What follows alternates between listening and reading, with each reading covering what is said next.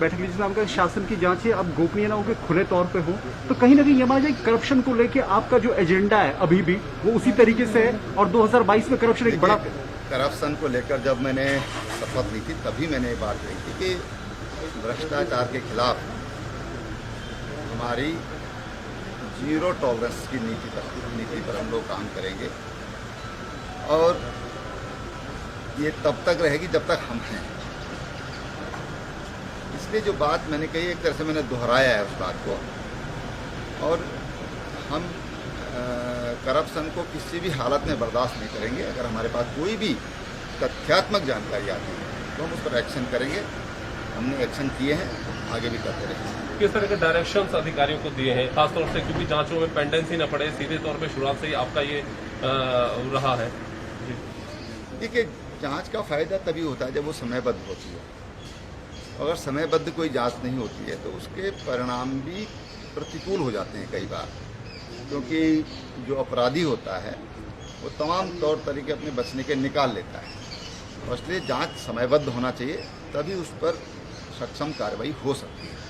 Sir, social media की activities को लेकर आपने कहा है कि इसको लेकर कुछ सख्त नियम किए जाए, क्योंकि इससे कई बार ऐसा होता है कि राज्य की बदनामी की बातें भी कई बार भ्रामक प्रचार होता जाता है जिससे स्थितियां खराब होती हैं। देखिए, सोशल मीडिया के नाम पे कई बार असामाजिक हो जाता है मीडिया, और उसमें तमाम तरह के ऐसे लोग आ गए हैं कि वास्तव में जो कई बार लगता है कि मीडिया के नाम पर वो कलंक है, पाप कर रहे हैं, अपराध कर रहे हैं। और इसलिए सोशल मीडिया पर निगाह रखने को कहा गया है। कहीं किसी का कोई खास एजेंडा तो नहीं है।